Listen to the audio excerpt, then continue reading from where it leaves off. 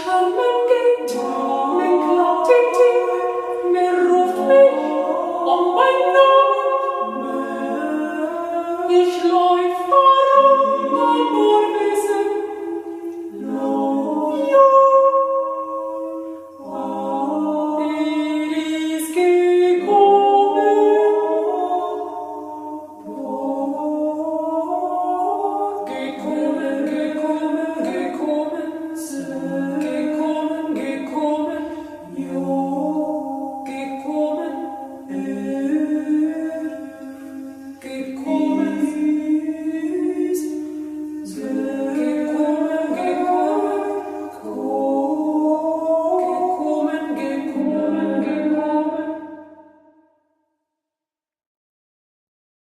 Folks, we are sitting here with Stanley Glover, who is days away from receiving his BFA in dance from the University of Arts here in Philadelphia. Most of you may recognize Stanley from So You Think You Can Dance, season 11. Thank you, Stanley, for being here with us. Thank you for having me. The performance that you just gave us, that the audience just got to see, was amazing. Thank you. Thank you. It was lit, as I've heard them say. Can you tell us a little bit about the piece and what inspired the piece? About the piece. Well, at first, me and my teacher was like thinking about a new solo because I actually auditioned to solo for So You Think You Dance. It was my second solo. So The piece we just saw? Yeah, the piece that we just wow. saw. I had another one that I auditioned with, and this was my ending solo. If I made it to the end, they had to see another solo, which I did. So they saw it. But the first one was hard hitting, like musicality, showing something like different. So we wanted to like go on a softer route with it. And so when she heard this song, it was choreographed by my teacher, Brittany Fagans. And when she heard this song, she was like, you know, this kind of sounds like a higher like woman speaking over you. And like as I said on the show, like my mom died when I was 4. So when she heard that woman talking, she was like, I think this would be perfect for you. Wow. So we just started generating movement off of it, just something different from the first solo. And this is what came about, so I was really happy about it. Wow. So you talked a little bit about actually what I was going to ask you next, was you mentioned your mother and the woman speaking over you in this piece. So there was a personal element in the story. There definitely was a personal element to the story. Just, especially for like me dancing, like I love to have a story behind when I dance because it helps generate like emotion and feeling, because that's what I think dance is, it's the emotion. So like that definitely helped me feel more towards the piece. So I thought it came out really, really nice. Yeah, no, it really did. No, it was like, I had chills. Much of this show is exploring what art is and the different people that create it. But that's a pretty vague question. What is art? So we're collecting answers from the artists that we're sitting down and talking to. When you hear the word art, what immediately pops into your mind? When I hear the word art, I feel like I immediately think about yourself. I feel like art is your own individuality, your own uniqueness about you that makes your art your art. Otherwise, we'll all be the same, and that's not what art is. So again, I feel like it's just your own individuality, just putting yourself into your work, because that's what makes your art, and that's how you become your artist, your own personal artist, and not like anyone else. So like your own individuality, like set like hands down. As in being unique, you know, what makes you unique as an artist? What makes me unique as an artist? I feel like, me personally, I like know what my body looks like. I know how it moves. And I love different aspects of dance. Like I love going from a ballet class to a hip hop class to a jazz class to a ballroom class, just to give myself, my own self, like versatile, and to just, no one can tell me I can't do anything. No one can tell me no. No one can tell me that, oh, you can't do this because you never trained it. Yes, I can, because I can't do it. So like, it just gives me that wide variety and wide open space for me to go into any different aspects that I want to. And in this industry, that's kind of like what you need to succeed. You don't want to just be in one genre. You kind of want to know like multiple. And that's what I've been like learning from a young age too. Just learning to like be open and be open-minded, because you never know what possibilities could come from it. So like that's kind of what makes me unique. Have you ever been told no to a dream that you had or that you wanted to achieve?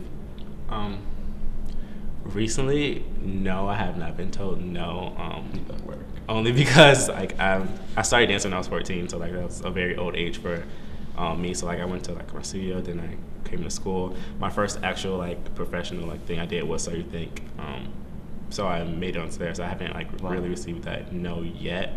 But then again, this is just the beginning of my career, and we're pretty much grown up in this industry to have that knowledge of saying you are gonna get no sometimes. So you just have to find your way around it, find your way to navigate through it. So I know I'm gonna be told no like 1,000 times, but it's just up to me to figure out well, you said no, but where can I go now? Where can I do next? Or Right. how can I show you that this is a yes? You know what I mean? Right, yeah.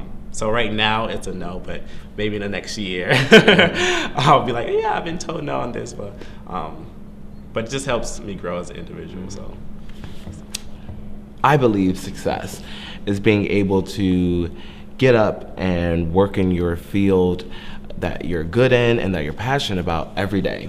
And if you're lucky, make some money from it. Do you have a personal mantra on success and what success means to you?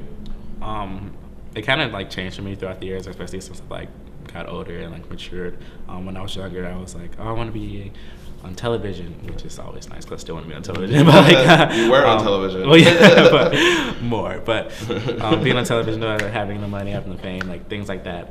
But as I got older and like I'm now like seeing like other aspects of dance, especially after being on So You Think too, I just feel like my own personal success at this moment is like seeing how many kids I make happy, seeing how many people and like I inspire, because there were people that when I was younger that I inspired to be, and that's what made me keep going. So like having these kids coming to me and telling me like I've kind of like paved the way, I kind of gave them that strength to like I can do it, kind of just hits home a little bit. So I'm just really love seeing the happiness and joy that kids come to me and say that I inspired them. It just just brings this whole thing into a complete circle. One of my favorite quotes is in Fahrenheit 451 by Ray Bradbury. It reads, "It doesn't matter what you do, so long as you change something from the way it was before you touched it into something that's like you after you take your hands away." What are you touching that will be more like you one day, or is becoming more like you now? Again, I feel like I would have to say, because I do like a lot of like competitions, like conventions and things now, and I see like a lot of kids throughout like almost like every weekend.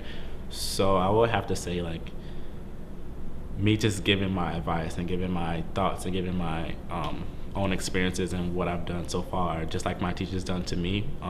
So even though if I teach a child at a convention one day and I don't see them for another year, what I say to them that one day could affect their career for the rest of their life, like my teachers did to me. Like I still remember things that my teacher told me at 13 that still keep me pushing now. So like that one little thing could just shoot off and just stay in their brains for like the rest of their career, and that's really the most important aspect of this industry that we're in now, is just to really maintain everything and that you get, because we're like told every day about corrections, different thousands things. Sometimes we forget, sometimes we don't remember, but it's always that little thing that a teacher tells you, like you're like, if a teacher tells you like you're great, like you're gonna remember that no matter what, because if someone tells you you can't do it, you'll be like, no, because my teacher told me I could one day. So I feel like that's something that could stick with people forever. What's a piece of advice that you would give to an artist, to any artist basically, that feels as though they're limited in their creation because of maybe what they look like or what they believe in? What would you tell them to how to overcome it and be successful? I would definitely, confidence is number one key, especially in this industry that we're in now. Like you're gonna get told no 1,000 times, right. And like I was saying about the question earlier, one of my teachers told me, don't beat yourself up, because you're gonna have plenty of people to do that for you. So you might as well lift yourself up, because you're the only person that really can. So just that confidence is the number one thing. If you know you're confident in something, no one can tell you otherwise. Right. No one could. If you can you recall a time that you really had to lift yourself up? A time when I had to really lift myself up. There was a point, it was after my sophomore year of high school, I was kind of like, I don't know if I really want to dance anymore, so I took a year off. And throughout that year off, I just felt myself just like drifting, like what do I want to do, what is this? And I didn't having anyone to like tell me like, oh, like you should do this, you should do that, because at this point I was out of dance already. So I had to like really like focus in on myself and take like, what is it that you really want to do?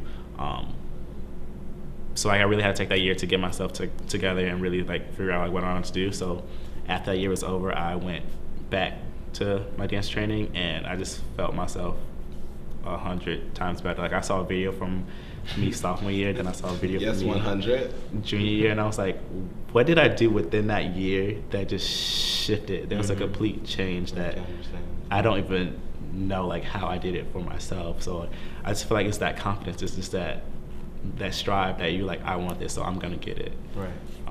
So yeah. So lastly, this show is about really going beyond the different labels and stereotypes that come with people, because everyone has one regardless of who they are, you know. They're just something about their appearance or something that they believe in fundamentally isolates them from another person. So we live in a great day where we have the ability to be able to identify ourselves and what we want to be called and seen as.